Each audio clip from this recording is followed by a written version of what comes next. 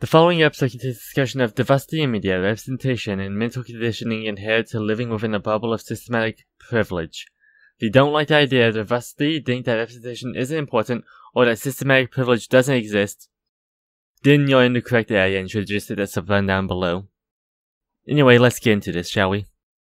Alright, now I know a couple of you are sitting here like, okay, what's going on? What's with that opening? What the fuck is with it? Well, I'll tell you. In this person's video labeled Glass of Water, Middle Eastern Omnisexual Demon Hunters, he opens it by saying the following episode contains discussion of diversity in media, representation, and mental condition inherent to living within a bubble of systematic privilege. If you don't like the idea of diversity, think representation isn't important, or that systematic privilege doesn't exist, then please feel free to throw yourself off the nearest pier. So I decided to parody that for the opening of my video about him. It was not good. I basically copied that, except the ending, but still. No, I haven't done a video in a while, so this is gonna be a, 2 video events instead of a 1 video based one. And I'm also gonna do a little bit of cutting in here and there to talk about some shit as well. Probably towards the end if I'm done, but still. Anyway, without further ado, let's start with the beginning of the chaos that is this video, shall we? Give me money, give me money, give me money, give me money, give me money.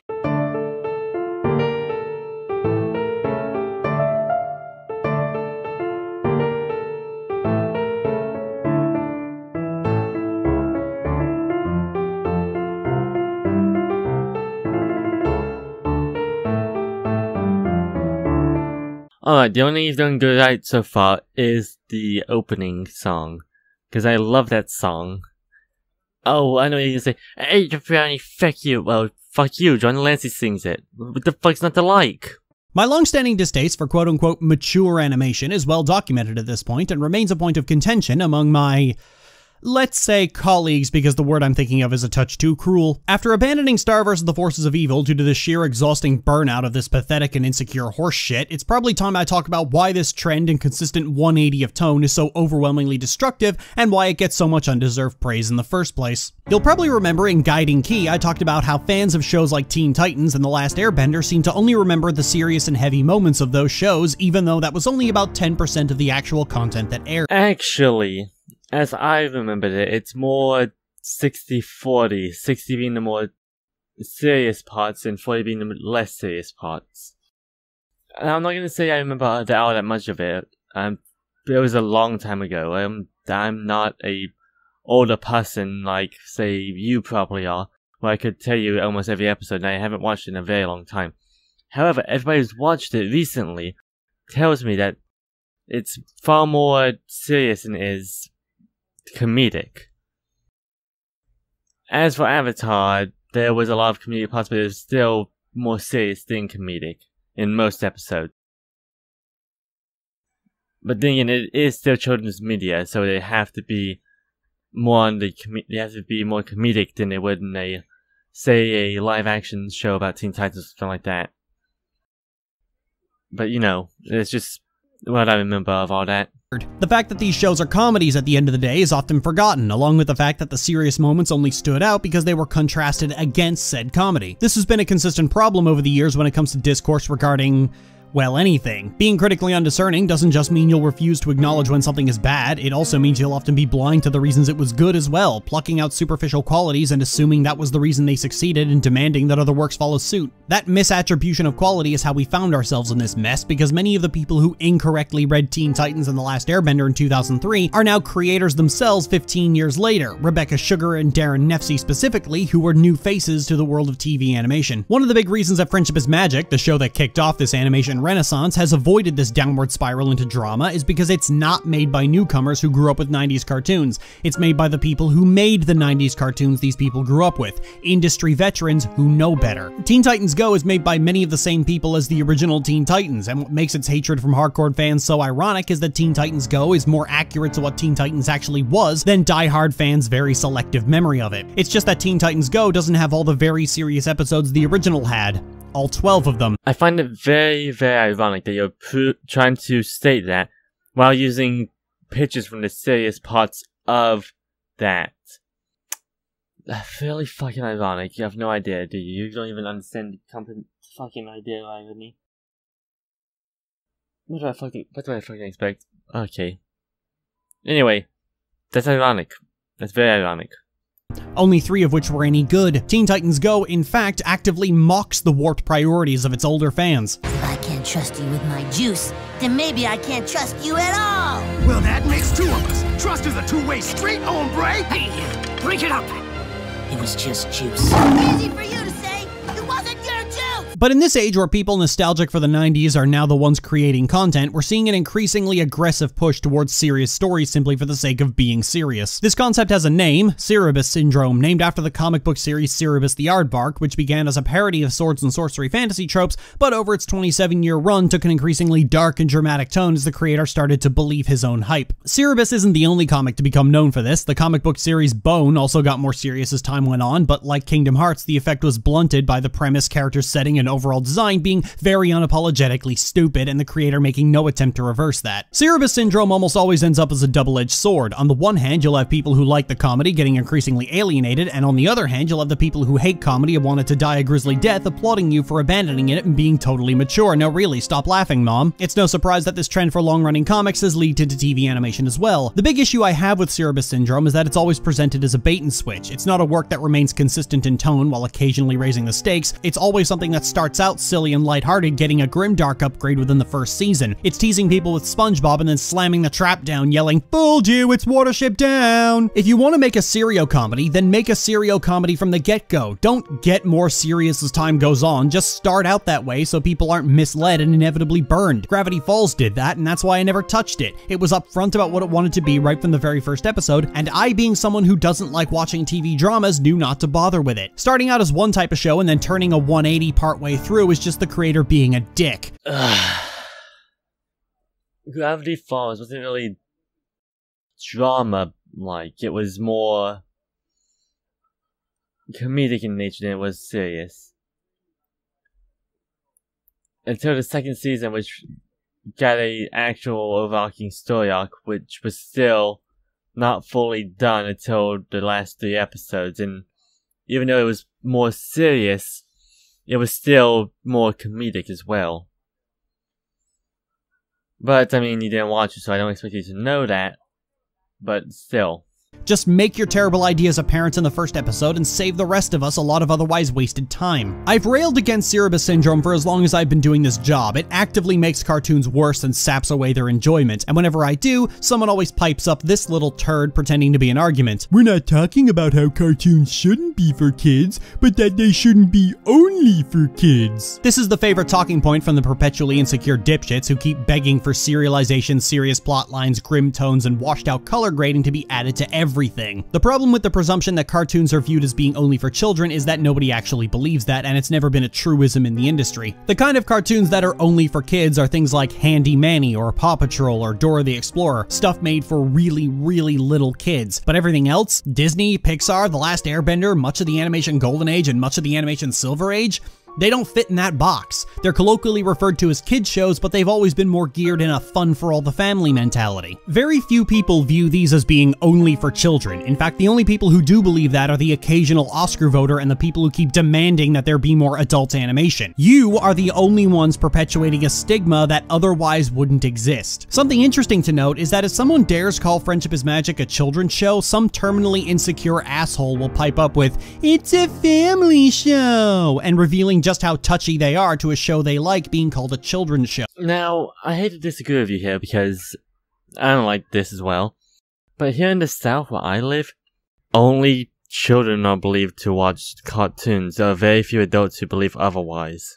Now, I don't expect you to know this, as I'm pretty sure you're a sheltered northerner that has nothing better to do with their life than to sit around and watch people complain about shit on the internet, which if so, I can't really argue with that because I do that, but still, if that's the case, then why is there a topic that you don't actually know a lot of? It seems a bit idiotic if you ask me. Like how back in the 90s people used to insist that their dolls weren't dolls, they were action figures, and failing to recognize that this is a distinction without a difference. Now you might be asking, why is this important? Well, I've always attributed this mindset to insecurity, a reality that dates all the way back to the comics industry. With the onset of Watchmen and The Dark Knight Returns, a lot of comic books immediately turned almost gruesomely dark because the mainstream media jumped onto these two books as the shocking truth that comics aren't just for kids anymore. And a lot of technically adult fans felt there wasn't any shame in being obsessed with Batman anymore now that Batman had become an unenjoyable monster. But you remember the one really interesting part about that era of comics? These super dark, violent, edgy comics completely fell out of the collective memory because they were fucking awful. Even to this day, it's only the works of Alan Moore and Frank Miller that are still remembered. And that's because all these dark superhero comics were made to capitalize on insecure fans needing reassurance that they're not pathetic for liking children's characters. They existed only to be an entry on the list of reasons comics can be for adults. Alan Moore and Frank Miller wrote actual books. Watchmen, The Killing Joke, The Dark Knight Returns, and all the other ones I was too lazy to read had a lot of really complicated themes in them that deconstruct comics as a whole. The entire point of Watchmen was that if superheroes existed in anything remotely realistic, the entire world would go to shit because you can't trust most people with their own financial autonomy, let alone superpowers. And the entire point of The Dark Knight Returns was that a rich man in a Halloween costume who beats up the poor because he misses his mommy is kind of fucked up, an idea that was casually ignored for many years because it relied on applying realistic logic to a superhero that is overwhelmingly campy and silly. Batman should have never been redesigned to take this concept at face value. Why did you say that name? When you apply realistic logic to it, the 10 Plagues of Egypt paint God as a petty and vindictive nutcase using his omnipotent powers in such destructive and counterproductive ways for no other reason than because he feels like it and just because he can. But just because I can make that reading doesn't mean the entire Bible should be rewritten from a misotheistic point of view. That would be stupid. These gritty comics that everyone fawns over had a lot of things to say about superheroes and the implications their existence and actions create, even in works where they are portrayed as universally good. But because interpreting those kind of themes takes the slightest amount of effort, guess what most people did? They didn't put in the effort and just assumed that they were good because they were violent and gritty and dramatic. But the fact that these comics were dark was not their appeal. It was a means to an end. No. I think they are called good now because they are good. You know, it doesn't have to be dark, gritty, or fucking dramatic, as you said, to be good. It can be comedic good. There's some comedy movies that, even though I don't like comedy, we'll watch over and over again because they're good. But you are oversimplifying things to a point that's actually scary. Someone who would say this is their job doing this is actually horrifying. Like, I know I haven't been cutting in as much as I usually do. That could be because I'm recording this bit at 4:48 AM.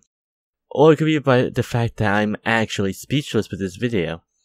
The second one is why I'm doing it. I couldn't think of anything to do in this video individually because you just blow my mind of how fucking stupid you are. There are very few instances where something needs to be dark, but deconstruction is one of those instances. Knights of the Old Republic 2 is a brutally dark and cynical game explicitly because it's deconstructing everything that Star Wars is. And it was amazing because it was written by someone who actually gave a shit about making something good. These are creators who want to tell a story and use the tools they need when they need them. On the flip side, people who write stories not because they want to tell them, but because they want to prove a point often never make anything worth remembering to prove that point. Think about how every few years someone tries to bring back traditional animation by slapping together a film and praying it succeeds. But because all they care about is bringing back traditional animation, they completely neglect all the other things necessary to make a movie, especially the writing, the single most important part of any movie, animated or not. In fact, in an animated movie, the animation is the least of your worries. And this carries through to the obsession with proving that animation isn't only for kids. This premise doesn't need proving because Pixar has spent their entire career doing that by taking a premise that's pitched right at the sensibilities of kids and presenting it with a level of respect and intellectual maturity that an adult audience can find engaging as well. By contrast, look at Borrowed Time, a short made by ex-Pixar animators who admitted to making it to prove that animation can be for adults. Surprising absolutely nobody, Borrowed Time is a needlessly grim and miserable short that uses imagery of manslaughter and suicide to push a needlessly grim tone for really no reason. Borrowed Time wasn't made to be an engaging short, it was made to stroke the insecurities of a very small subset of people, and you could have easily achieved the same result with far less money if you just get over yourself and pull the stick out of your ass. If your biggest measure of quality is how well something disproves a stigma that only exists in your berserk goddamn mind, then you have no quality standards, period, and you need to fuck off because you will ruin everything you touch. Dark and gritty drama is a means to an end. Alright, I'll talk about what you're saying, and he's saying in a second. But can we just talk about something?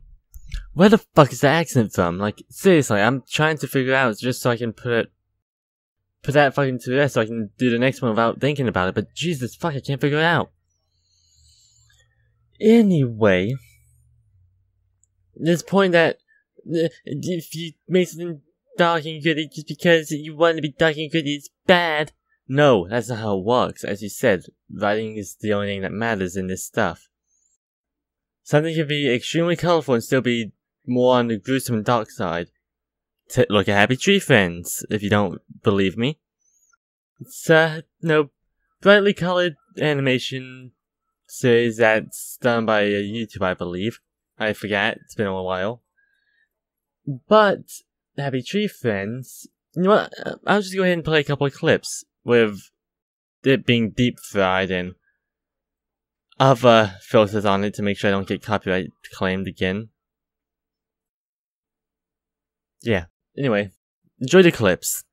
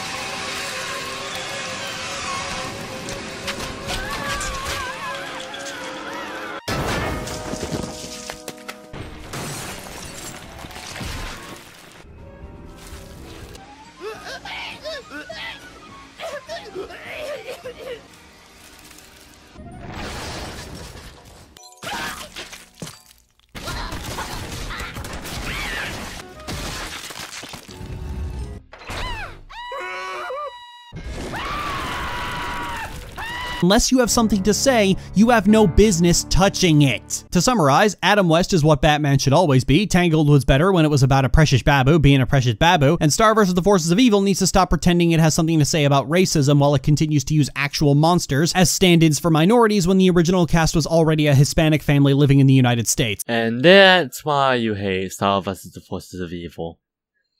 You hated the idea of it trying to prove something using monsters. Okay then. So you must hate Undertale as well, because it did something similar. It tried to show that racism was a thing using monsters. You also must hate... oh, what's a couple of other good ones?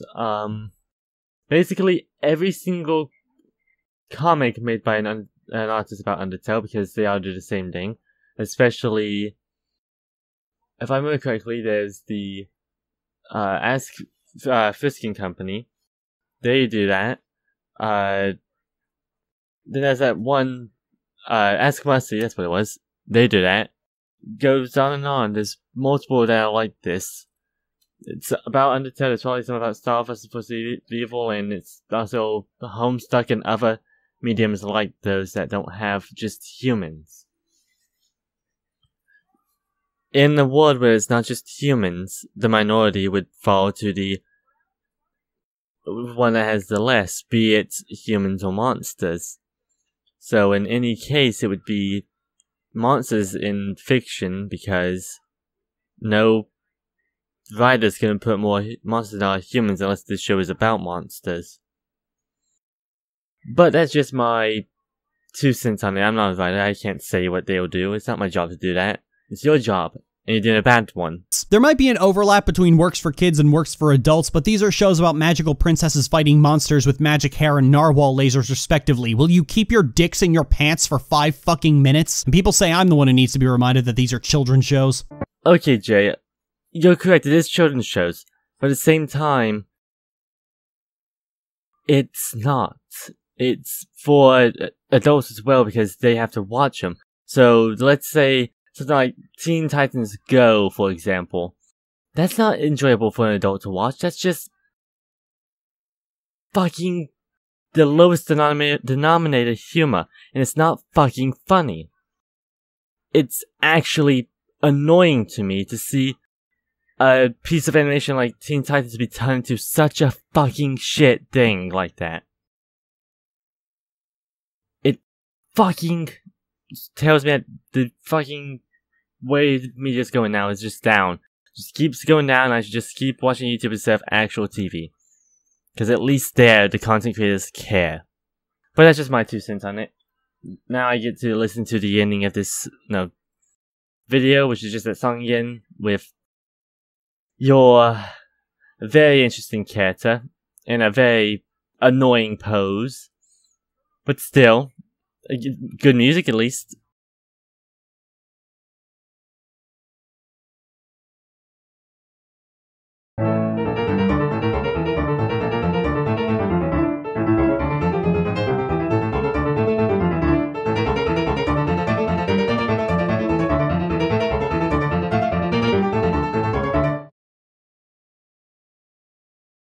Here we are, back again with this video. It's been a couple of weeks, so I'm a bit I lost motivation for a bit, but now I'm back at it full force, so let's get right to it.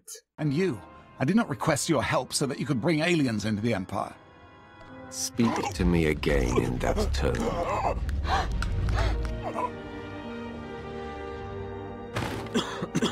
I'm sorry, my lord.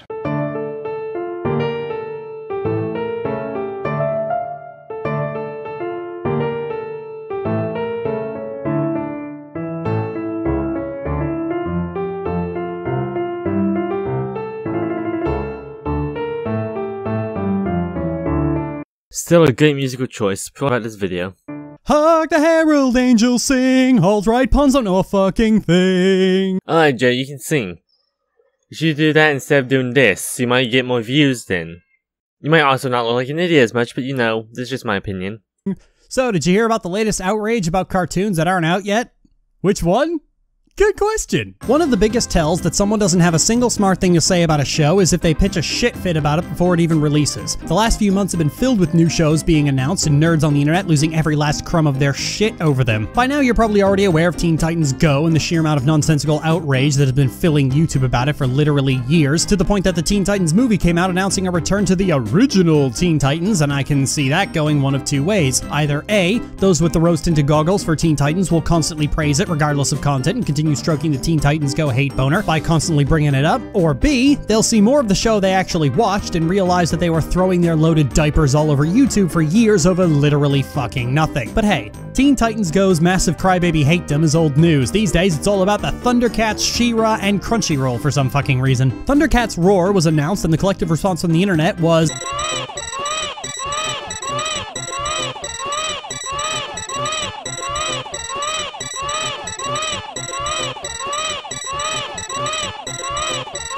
just of course, another overly sensitive millennial thinking that they're right because the privilege.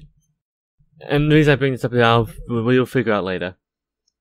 No, you're not right. Just because people don't like an art style or are complaining about it, that it's not going to be as good as the original is not really a good complaint, because guess what? Most people complain about it come from that time. They're gonna think stuff from that time's better. That's how this shit works whenever it comes to media. How can you fucking review media and not realize that there's gonna be a lot of nostalgia when they remake shows and then people are not gonna like it? My god. What fucking IQ do you have to not get that? like Teen Titans, Thundercats is one of those properties that was taken far more seriously than they should have by much of its fans at the time because we were all kids and didn't know squat. The Thundercats have always been really, really dumb, right up to needing to put the villains in gimp suits so you'd know which character you were supposed to be taken nominally seriously, and Thundercats Roar is no exception. But in this age of rose-colored glasses and a nostalgia-hungry market, even slightly hinting at the fact that all your favorite cartoons as a kid were really, really dumb is enough to set off a torrent of inconsolable bawling from the web. None of this was helped by the fact that in 2011, the Thundercats saw a new series that laughably tried to take itself seriously and became part of the then trend of cartoons going, "Please let us be the next Avatar." It certainly looked like the creative team had a lot of passion and cared about what they were making, but they chose the wrong property and bit off way more than they could possibly chew. Despite the avalanche of videos on the subject, all anybody could really do was whine ineffectually about the art style because it looks vaguely like Gravity Falls and Steven Universe, and dipshit animation buffs are convinced that there's some kind of conspiracy about CalArt style. I mean, let's be honest, you gotta agree that the anatomy with this animation is a little lackluster, even for a kid's show. Like, it's pretty bad. It's pretty bad, Jay. Pretty fucking bad. Well, because when you run out of lore to smack into a wiki, the only recourse left is to either get better at doing animation criticism or just turn into fucking Alex. Alright, Jay, I'll give you that one. That joke was funny. That joke was very fucking funny. Interestingly enough, the knee-jerk sobbing over the supposed destruction of childhood. Side note, if a reboot actually can destroy your childhood, you are a pathetic sack of shit. Well, Jay, at least not as pathetic as you, someone who acts to— oh no, I can't say that on your video, I'll get reported for that. Is missing a really key fatal flaw in Thundercats Roar that they don't see because they don't remember the show they actually watched. Thundercats was already the funny version of itself and went the Kingdom Hearts route of just playing everything straight and letting the ridiculousness stand on its own merits. Unfortunately, the creators didn't and couldn't account for an entire generation of sad sacks spending the next 2 decades convincing themselves that the walking cats with thunder swords was important and meaningful storytelling. This isn't new or restricted to animation, of course. Star Trek has been the poster child for this kind of socially maladjusted outrage for a very long time. Voyager was long seen as the black sheep of the franchise, despite it having more in common with the original Star Trek than Next Generation or Deep Space Nine ever did, but those two shows are superficially intellectual, and as such going back to its roots in Voyager and boldly going where literally nobody had gone before was seen as stupid and childish. But ironically, it happened a second time when Star Trek Discovery was announced, and a whole bunch of Star Trek fans decried it for the usual political correctness and social justice agenda, and white genocide in space. Yeah, you heard that. There are apparently alt-right Star Trek fans. So, let me get this straight, Jay. You think just because somebody disagrees with your political agenda, they are fucking alt-right?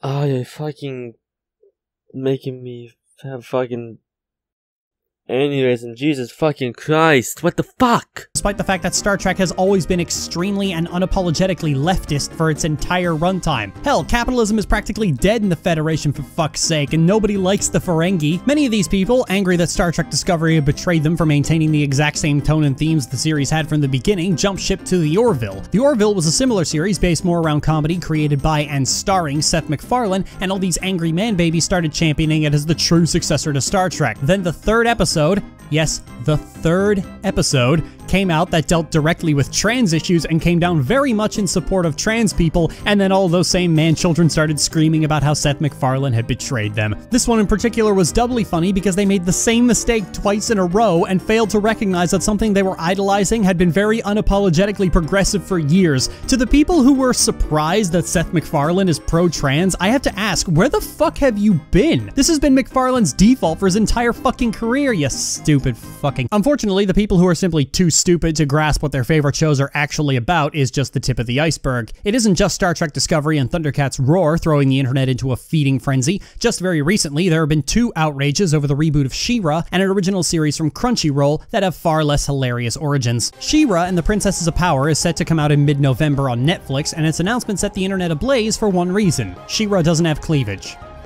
No, seriously. She-Ra in the 80s was basically 80s glam made manifest and looked like an anime rendition of a Norse Valkyrie. In the reboot, She-Ra is considerably younger, and the designers have ditched the strapless top for an actual chest plate, and like any well-designed chest plate, it doesn't display a person's breast because it's made of metal and breasts are made of squishy tissue. Alright, so far this is the only thing I agree with you with. This character is considerably younger than she originally was. Therefore, people complaining about there being no cleavage doesn't make sense whenever this character is obviously— this character is leaning far more towards prepubescent than the other character was. So, you know, I gotta agree with you there. Fans, and I use the term extremely loosely here, of the old She-Ra were livid that one of their 90 billion pieces of wank fodder had been made considerably less sexy and pitched a shit fit about it on Twitter, claiming that the new She-Ra looked like a boy, that the creators were being selfish, and a few trying to spin it as the concept artist hating femininity and trying to at least pretend it was about anything other than losing masturbation fuel. You sit there acting like people still aren't gonna wink to this character. Come on. Joe, you've been on the internet about as long as I have. You should know that people jerk off to everything and anything. What the aging man-children either don't grasp or don't care about is that the new She-Ra is aimed at children and teenagers, not older fans, and this seems to be something that a lot of older fans of old cartoons don't quite grasp. Reboots of old properties aren't being made for you, they're being made for children today. DVD releases are made for you, so the concerns of adult fans don't reach their ears, and they really shouldn't because they're often extremely small in number when compared to a potential real demographic. This selfish entitlement is found in nearly every adult cartoon fandom. Of the YouTubers who analyze friendship as magic, it seems I'm the only one concerned about the well-being and entertainment value of the primary demographic, children. It's why episodes lambasted as filler don't bother me. It's why horrible lessons do bother me. It's why I keep imploring the creators to stick to being entertaining rather than lazily chasing world building for brony praise. I agree with you here again. However, they make more money off of bronies, so of course they're gonna pander towards bronies. Until the brony community dies, which I hope is soon. I hope it gets nuked. Sorry anybody in it that still follows me and subs to me or whatever the fuck, but I don't like the brony community anymore. And if you ask why, there's very obvious reasons why. Need I remind you how many pedophiles I found in it daily? It's the offshoot of the animation needs to be more mature whinging, where insecure adults want shows to cater to them and only to them and fuck everybody else. Lastly, we come to High Guardian Spice, an original series from Crunchyroll whose initial announcement trailer showed some storyboards and the creators talking about how proud they are of their diverse show crew. Nothing really positive or negative about it, just some concepts and an admission that their staff meets a bare minimum standard of professionalism. But now, Jay, I know you don't think very far into the future, but allow me to explain why people are angry. First off, the idea that a vast cast or crew, whatever you want to call it, is a falsehood. If the majority of something is female or male or black or white or whatever the fuck you want to call it, it's not diverse at all. It's quite the opposite. A diverse crew means diverse in race, orientation, and political ideals. These are the 3 ways you can be diverse. Most of these women aren't diverse in political ideals. Most of these women aren't diverse in race, and I'm willing to bet that most of them are straight and cis. Therefore, in every sense of the term, there is no diverse representation in the crew. That's one of the reasons people are angry about them mentioning it. Second, they showed nothing about the show. Instead, they focused more on the diverse crew. Diverse in quotation marks, of course. This is why people are angry about High Guardian Spice's trailer. If you did what you're supposed to do, and actually have been critical, you would have realized this before I had to say it. But hey, what do I know? All I do is talk about people on the internet. It's not like after years of doing this, I've developed the ability to be critical. that didn't stop the tears! You see, if Western cartoon fandom has a man-child problem, Japanese cartoons are almost entirely surviving off their man-child problem. And this announcement was met with a torrent of sobbing and whining from people who think Crunchyroll is breaking their promise that the subscription fee is going to support the anime industry and tacitly ignoring that Crunchyroll has investors, sponsorships, and a parent company that they get additional funding from. They also fail to grasp that an original series that doesn't carry the stink of most Japanese cartoons will— Yes, because something's Japanese, it's obviously bad. It's totally bad. Yep, that's definitely it. There's definitely no reason that you could think that other than the fact that you probably dislike a bunch of anime fans, so obviously any cartoon from Japan's automatically bad. Fuck yourself, you don't know what the fuck you're talking about. Likely bring in new subscribers, and thus provide more funding to keep shoveling more crappy softcore porn into the weebs' faces. Not all anime is softcore porn, Jay. But of course someone like you would know that you are biased because people like Digibro and other ilk like him. while I agree that it does have a weeb problem, that does not mean that all anime is softcore porn. But as I said, I don't believe you know the difference because you pay attention to your bias more than you do facts. You know what? I welcome anyone to comment a list of animes that has nothing to do with softcore porn. No fan service, nothing. Just the story that wants to be told. There's a handful of other complaints, but they all come back to the same thing. People are angry that Crunchyroll's making an original series, and if these videos are anything to go by, they wouldn't be anywhere near as furious if the creators hadn't mentioned the dreaded D and R words, and oh my god, someone has short pink hair! I'm not exactly why the cyber Nazis hate women with short, brightly colored hair, but Wanna know why people care about the hair color? It's because Tumblr and the SJWs on it have ruined brightly colored hair. Damn, most people look stupid with brightly colored hair, let's be honest here. Unless it's blonde, in which case there's a lot of good looking blondes, but anyone who dyes their hair to like neon green, despite the fact that I've thought about doing that before, usually doesn't look good after doing it. It's not an appealing color. That's just my opinion, of course. it's probably for stupid reasons. The nadir of this whole shit show is Digibro, a former MLP YouTuber turned creepy anime cave dweller. Yes, because MLP fans are also not cave dwellers. Give up on this word. Who was last seen expressing disappointment that Patreon banned incest, bestiality, and child pornography. Digibro was a verbose and empty-headed dipshit back when he was doing MLP videos, and that hasn't changed. He's just switched to a medium with a considerably lower barrier to entry and a higher tolerance for stupid bullshit. I mean, Jerry, you're in the MLP fandom, and you're pretty stupid. Therefore, I believe MLP has a larger tolerance for stupid bullshit than anime fans do. Considering they're against High Guardian Spice. Digibro has derided High Guardian Spice as Tumblr the anime, which is especially telling that it's entirely due to the creators saying the word diversity in their announcement that set him off, and all the other complaints are fished out of a hat to sound less reactionary than it actually is. I don't buy the excuse that they're just upset that it's not a genuine Japanese cartoon, because most of these deranged fuckers like Ruby, and that's made by Americans as well. And Ruby is even on Crunchyroll. You're not fooling anyone, you stupid sacks of shit. You see, unlike Thundercat's Roar, High Guardian Spice was just announced with no other material. It's impossible to know what the quality of the show is going to be, or what the content is going to be. But to the knee-jerk crybabies who make up something like 90% of the fans of Japanese cartoons, they just heard the word diversity and just got sent into a torrent of absolutely inconsolable bawling. Similarly to how it was rumored that G5 of My Little Pony would have Applejack voiced by a black voice actress, and Equestria Daily had a fucking meltdown about it. Or when Hasbro posted a Pride tweet on the very last day of Pride Month and they had yet another meltdown about it. Rip the sheet off and you'll see what's actually underneath. A bunch of conservative troglodytes losing their shit over the possibility that a cartoon is going to be progressive based on literally fucking nothing. Yeah, it's definitely progressing something. Progressing my love for fucking Crunchyroll down to the dirt. Now allow me to explain it. Since you apparently don't have the intelligence in order to understand. There's no diverse representation, it's all white women. They all have similar opinions.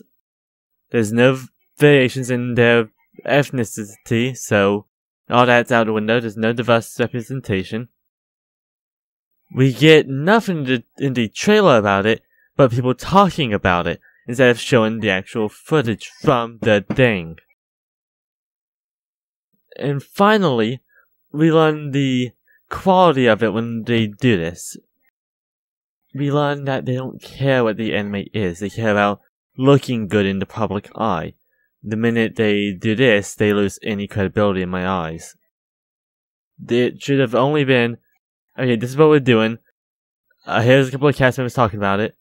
Or crew members, whatever the fuck, doesn't matter. And here's some clips from it.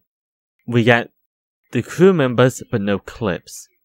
This is my issue with it. I don't care that it has a majority of women writing it, or a majority of women working on it. I don't care. What I care is that I saw nothing about it in the trailer. This tells me that they don't care. I know I've repeated my point multiple times now, but you just don't get it. You never get it. You're too fucking biased with your progressive shit. What about you pull back the cloak and see what's behind it? An idiot who uses progressive ideas as a way to put down other people because they don't believe the same things as you do. You're gonna call me conservative or a Nazi or whatever the fuck, I don't care. I'm not. Don't have to prove it to you. You have to prove that I am one, even though I'm fairly against Nazis, of any shape or form. But it doesn't matter. That's just fucking stupid on your part. A diverse crew is not a guarantee of quality. Steven Universe has a diverse crew, and half its runtime is spent begging the viewer to feel sorry for the genocidal space fascists. These are people who willingly work for Crunchyroll, so there's a good chance that they have the same standards for quality as much of the fandom for Japanese cartoons has. Fucking none! Yes, and American cartoons are just brimming with that high-quality entertainment that everyone needs. Everyone needs American cartoons. Fuck yeah, fuck every other country's animation style and storytelling style. It's only America's that's good. That's you. That's what you sound like. While I do agree that anime is not the best storytelling apparatus due to the fact that the voice acting and writing for each one is terrible, you cannot write off every single one, as there are a few diamonds in the rough. I hear Your Lie in April's good. I haven't watched it myself, but I've been told to watch it because it's a very good anime. And I'm going to eventually. Maybe. Probably not. Either way, you cannot rely on your bias to tell you what is fact. Unless you've watched the majority, and if you did, I really question your sanity at that point, because God knows how many animes there are. Of anime, you cannot say that all animes are bad at storytelling, or none of them have quality. The quality of your animation tells you a lot. A lot of the animation done in the West is brimming with cheaty methods to get stuff done better. Sometimes Go, for example, does tweening, which is a form of animation that I personally dislike. If you do it, then you can. I don't care. I just personally dislike it. And anime usually doesn't have this form of animation in it, to my knowledge. I can name like 5 shows that have tweening in it in America, but not a lot in anime. This again is just my opinion. No. But hey, you know what people say? You gotta be careful of those or you'll end up getting banned on the platform. But even if High Guardian Spice did turn out to be super progressive, that wouldn't justify the pathetic shrieking of these sad sacks of shit because their thin-skinned tantrums about the increasing visibility of women, minorities, and LGBT is an obsolete value and they need to fuck off from civilized society forever. You know, more than they already have done. The fact that they're so fucking angry about this is a good thing because fuck those assholes with a wire brush. No, I bet if I said this about you, I'd be a Nazi or a transphobe or something like that. Wouldn't I, Jay? Wouldn't I be one of those things? Wouldn't I? Because double standards is a beautiful thing. So I'm gonna call you the worst thing you can call a SJW, like yourself. Shut the fuck up, you fucking communist. Ow! Every time a new animated series is released nowadays, it's the same shitstorm, and in Crunchyroll's case, a lot of people are calling it SJW unironically because of the writing team, which tells me more about the person criticizing the show than it does the show itself. Despite my insulting jab a minute ago, most of the staff has a very wide pedigree with Star vs. the Forces of Evil, Rugrats, The Simpsons, Animaniacs, Adventure Time, and Equestria Girl in their writers' resumes. And this gives me hope about it. However, still mentioning the fact that there's a diverse cast tells me something about the people who made the trailer. Like, I'm gonna watch it, okay? I'm not gonna lie. I'm gonna watch High Guardian Spice because I'm interested in seeing how it comes out. I don't want it to be a failure because I like seeing studios making animations like this and succeeding. That, however, does not mean I'm not gonna be critical of it like you don't want others to be. I'm critical of how the trailer was made. I'm critical of what they did in the trailer. And I'm critical of how little of the thing they showed so far. This, however, does not mean I'm going to automatically think it's going to be bad. I'm hoping it'll be good. Until then, I'm going to assume it's bad, so my standards aren't completely ruined by it. But it seems like the man-child crowd saw some pink hair and the dreaded D-word and lost every last crumb of their shit. And this, along with Thundercats and She-Ra, is nothing more than a preemptive crybaby tantrum based on literally fucking nothing. If you think you have legitimate criticisms of these shows, shut the fuck up. You don't. None of these shows have aired yet, and you're an idiot if you think you can predict what's going to happen in it. You don't have enough information to have an informed opinion on them. You're just another conservative snowflake. Grow a thicker skin and quit being so fucking sensitive. The fact you have ratings turned off and you're calling anyone a snowflake is actually funny. I'd laugh if it wasn't 5:26 AM. And yes, I always record my audio late at night. Don't judge me, you fucks. Now, this tells me a lot about you. Either A, you don't like seeing how negative your review score is, which I don't know how bad it is or how good it is because you have ratings turned off. So if you'd like to share the ratings of this video or these videos with me or everyone, I'd be more than happy to look at it and accept if it's good or bad. However, I will give you points for this.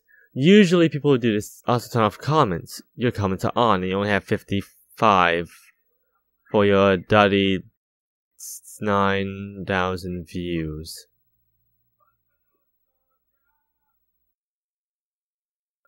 Oh boy. Anyway, I'm gonna stop now. If you're new to the channel and you liked it, please leave a like, comment, subscribe all down below, and I'll see you guys in the next video. Bye.